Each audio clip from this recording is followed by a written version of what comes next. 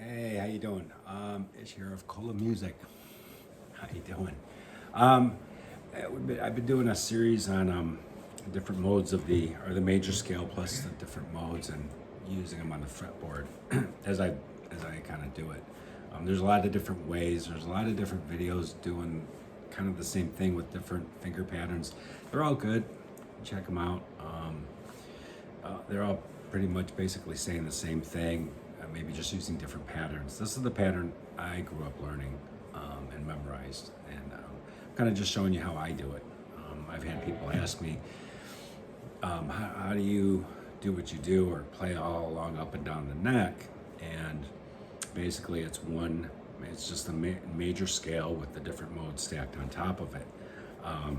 And utilizing that to negotiate 12 frets either way, anywhere you put it, with whatever mode you're using.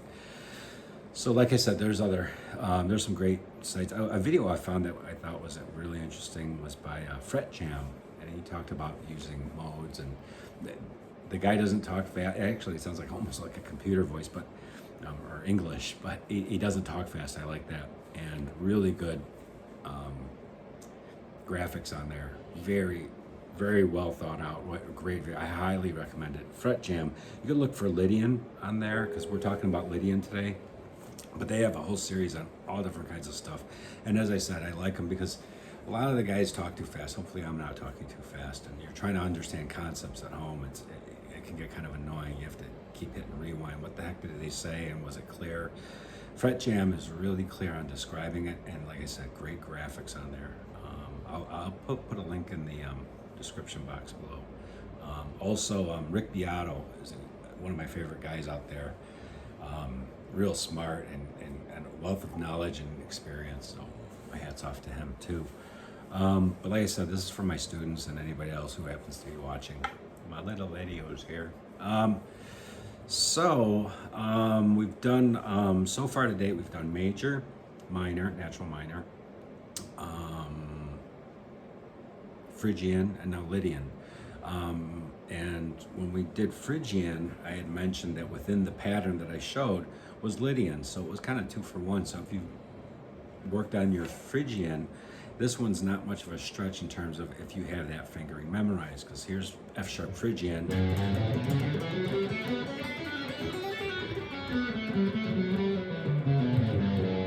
Well, if you start on the second degree of that, it's really G Lydian.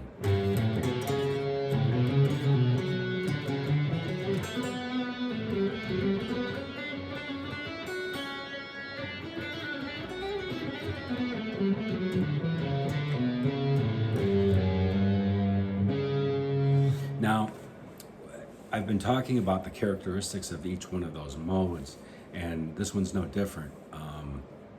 It has this, what's called a sharp 4, so the 4th note is raised. Where normally a G, it's a major scale because it's got a major 3rd in there, but it has, instead of the 4th degree being here, it's up here on the 4th fret for a G Lydian mode.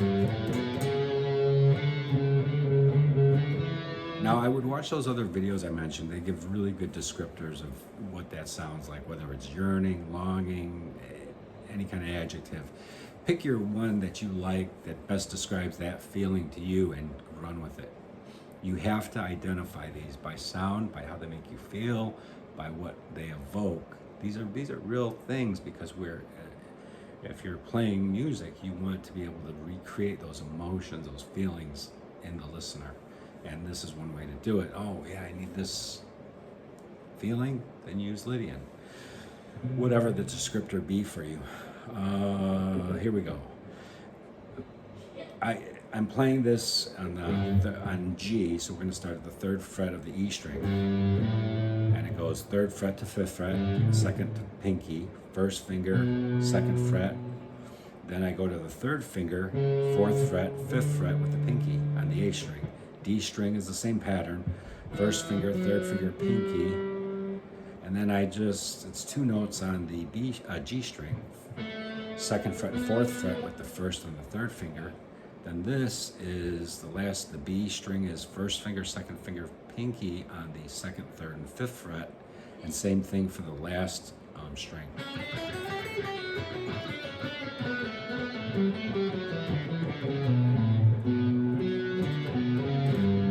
One of the characteristics is this is called a tritone interval. It's equidistant from the octave. It has that. I've always heard it described as the horns, and so that lends itself in this mode to have that kind of cool sound. The devil's interval, they said, because it's 6 notes away from the octaves. An old urban legend or musical legend is that it wasn't allowed in the church because it's the 6 notes away thing. Not sure if that's true. I think Adam Neely said it's not true, but it's a cool thing to know. So here we go. And here's the other thing. I'm using it's called G Lydian mode backing track. It's a Satriani style rock by Chuss Music, and I'll put the link in that below. Great track. It's pretty cool. There is only 2 chords in there. G chord and then an A chord with a G in the bass. It's now if you notice, the A chord has a C sharp in it, which is why that C sharp is what identifies the G as a Lydian. It's that sharp 4.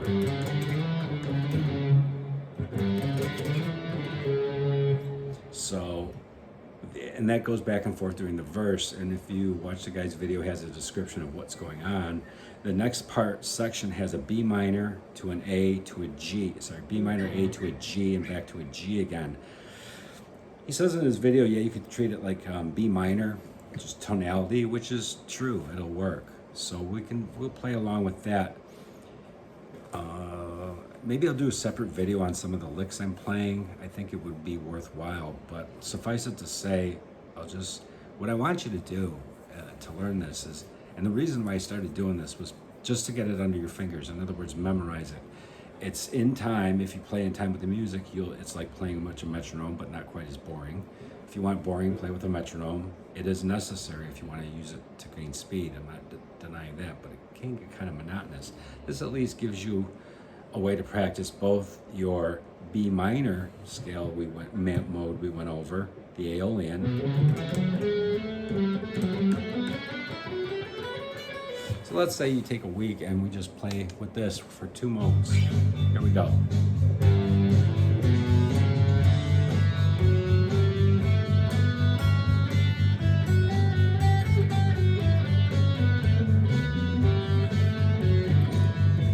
Review your minor.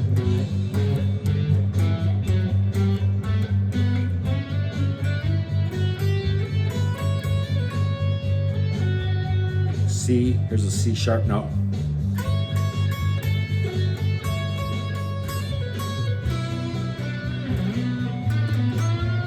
I hit that B note.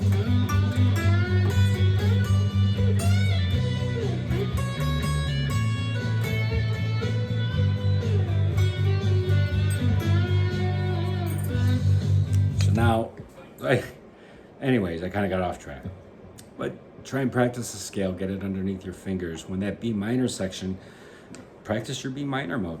You just do it. If you're just starting out, just do that. So you can close your eyes and you don't have to keep looking at where your fingers are supposed to be, whatever. Try and get it under your fingers at least that good. The next step, I think, if you want to try this method, is to start to play the arpeggios within the mode. There's a lot of reasons for it. One, because it's fundamentally necessary, in my opinion, to start to think of melodies and start to hear melodies and start to sing melodies. You really can't, well, you can solo all you want without hearing anything in your head and just play patterns. That's pretty first grade stuff because you're just playing patterns. But if you're hearing target notes or melodies and start to recreate, hear them in your head or think of them or sing them, then you play them on the guitar. That's truly making music from inside, not from just memorizing patterns. So an arpeggio is an easy way to just vocalize or just think of them in your head. The first arpeggio being a G major arpeggio. The next one's A major. 1, 3, 5. You can play add another note, but let's keep it simple for right now. The next one will be B minor. Maybe throw a couple notes in there instead. As I play these, I think of melodies. Da da da. Where else are you gonna go? Da da da da da da da. Da da da da.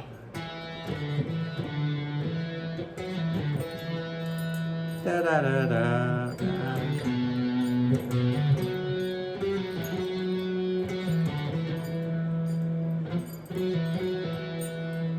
And then hit that C sharp. Da da da da. There, it's a melody, but I started with an arpeggio. So don't be restrained by going, you hear something in your head, go with it, you know. Maybe it's just one note you're hearing and you want to hear it. Or start. The next arpeggio would be a C sharp diminished.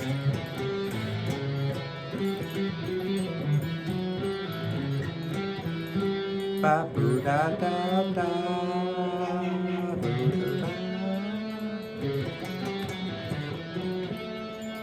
There, I did two arpeggios. I did the C sharp diminished,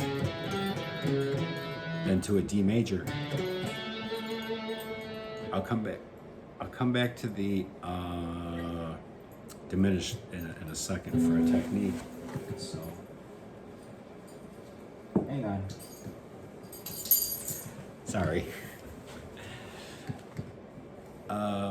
Here's another one. E, it's going to be E minor, F sharp,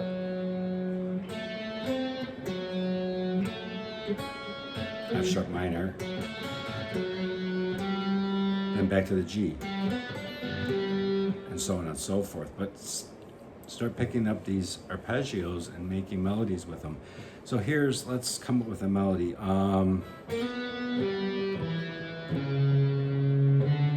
There's a nice one.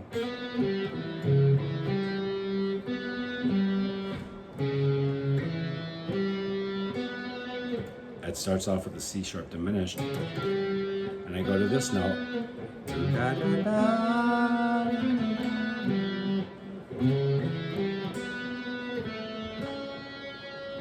Oh. So to an F sharp minor, sorry. And I end up on that C sharp again, so. Let's listen to that.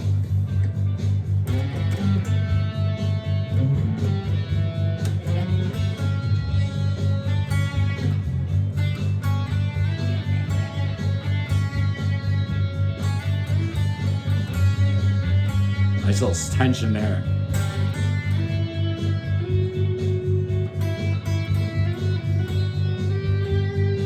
I'm in B minor, I'm thinking B minor.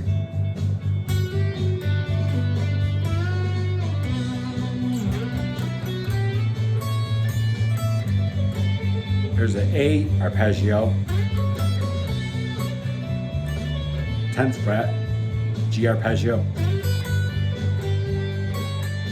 C sharp again.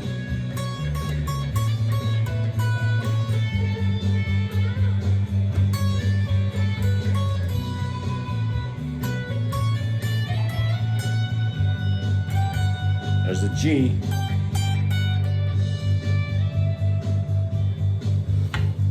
So I forgot to mention the, oh no, I did mention the progression. So we really got two chords with that minor chord at the chorus. I guess you'd call it the chorus.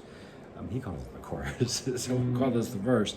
But you see how I started out with some just easy melodies. You can even start playing the arpeggios to learn them within the framework of the scale. Another thing worth noting is that within all of these patterns I'm showing you lies another scale with the root note, maybe sometimes more, obviously more than one scale.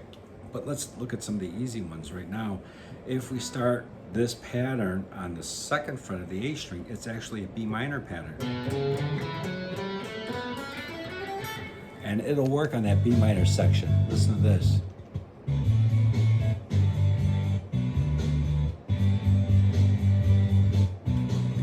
Hold on. Oh, doggone it. Anyways, when I get to the B minor section, we'll start. This is the verse, so.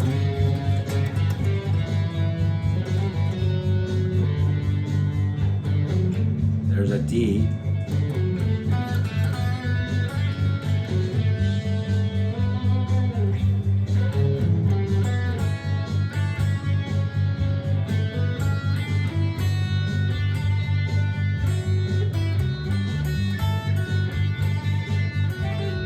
D.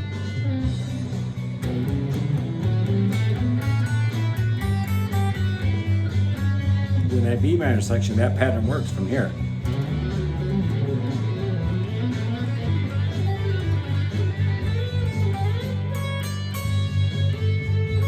I ended up on the C sharp.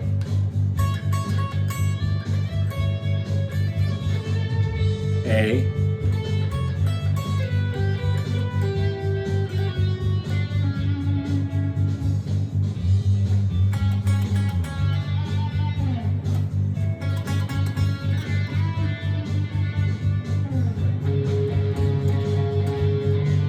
Try and recreate these little phrases off one note in different positions. Here, B minor.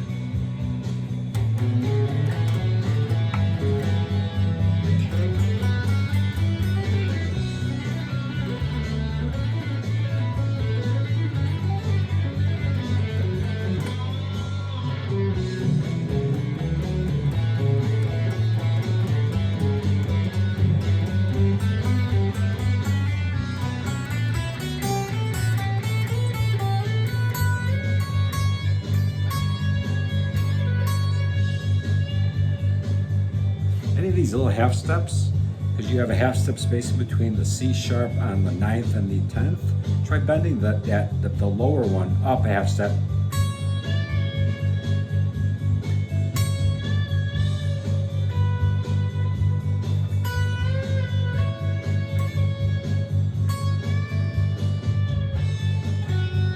There's a half step spacing between the 7th and 8th on the B string.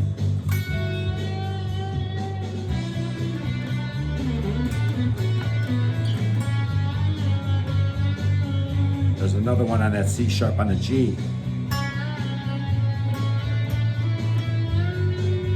Then a pentatonic bend on the 9th fret on the G.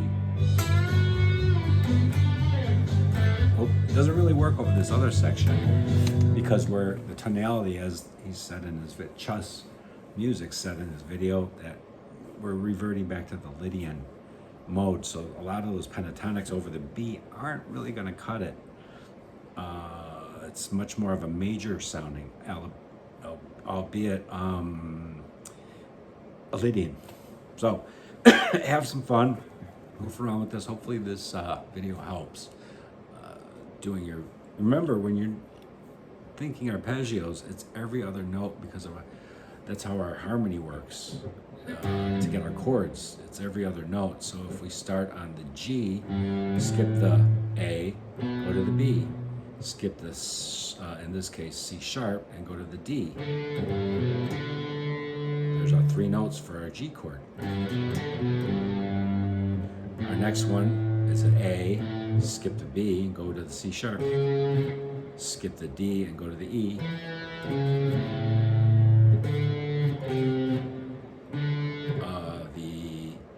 C sharp would be a diminished. It's a minor third interval and another minor third on top of that. A full diminished would have the A sharp, would have the B in there.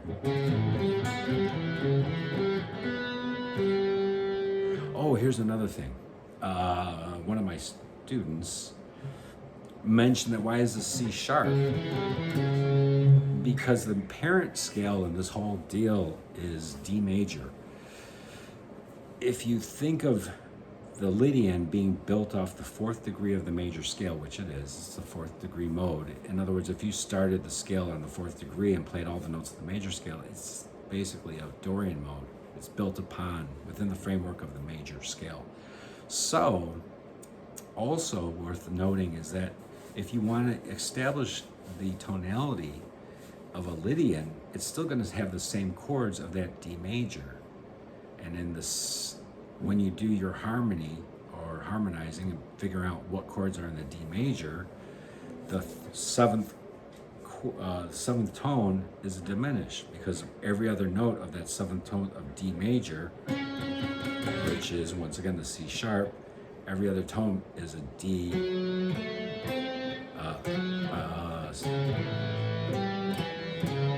That's a diminished arpeggio. Minor third away, and then a minor third again away.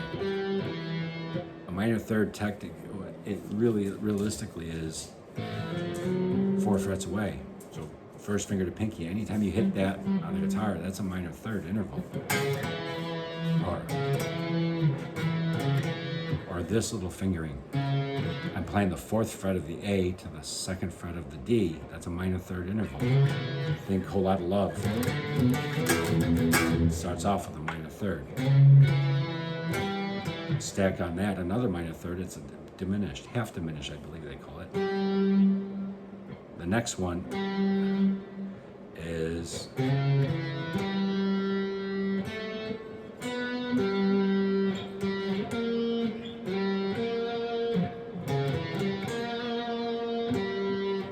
minor third. This is a half diminished, full diminished. Anyways, if on that C sharp chord or in that C sharp section, if we play that C sharp diminished arpeggio, we can resolve it to the minor chord B. It will sound wicked cool. It's another reason why you want to play these arpeggios. They will flow into one another. So I'm going to play a C sharp diminished, either to that, or better sounding. So I'm resolving this note to here, which is the 8th fret to the 7th fret. Watch this at this key time, or listen to this. Check this out. I'll have to wait till the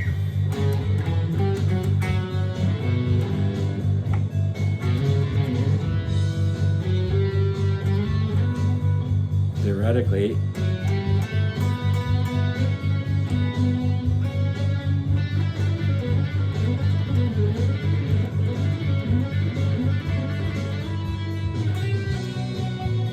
okay, now that I got where that happens, here's the, hold on.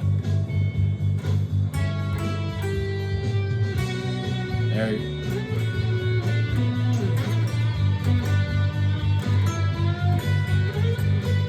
do it again.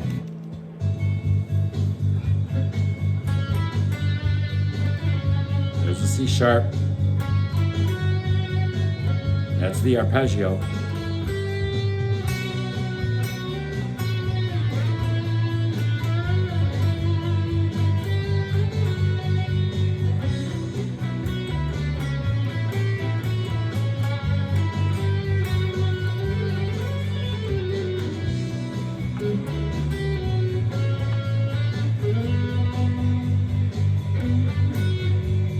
Some arpeggios in B minor.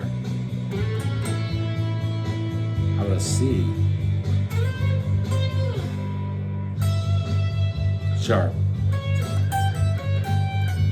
I'll do it up here. Here's another place to play it. There's diminished. And we'll resolve it to the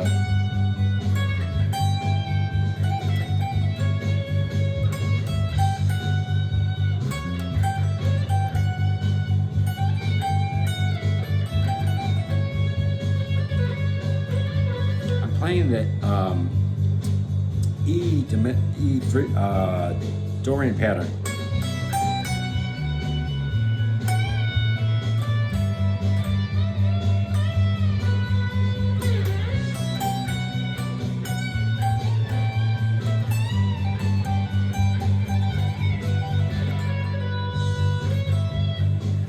So that little diminished arpeggio is 14th fret on the B, 12th fret on the E, to the G note on the 15th fret of the E string. There's the diminished, C sharp diminished. Resolve the half step down to a solid chord tone on the B minor, which is the F sharp. I'll play it again. It's just this is the kind of fun you can have.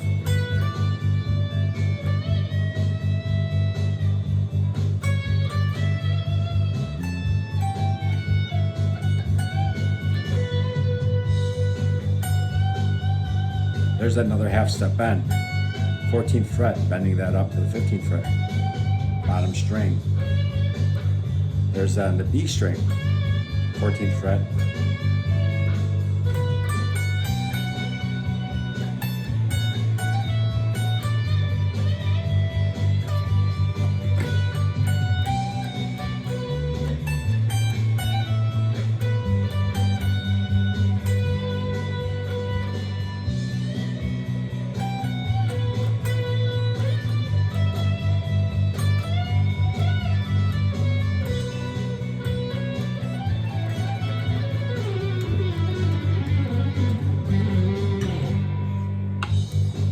So probably one of the last parts of learning all this stuff is starting to combine it, which is what we're doing. We have 2 more scale patterns to show you right in the next couple of videos. The next one will be Lydian and then Locrian, each having their very important uses in music. Lydian, you could start looking at it now, looking at videos referencing what they're talking about in Lydian, but it's a huge, very important mode, as is Locrian. So, all right, have a good weekend. Take care. Hopefully this helps. I'll post some scale patterns for the next, starting to link them up. I'll post them in the next video. All right, take care. Bye.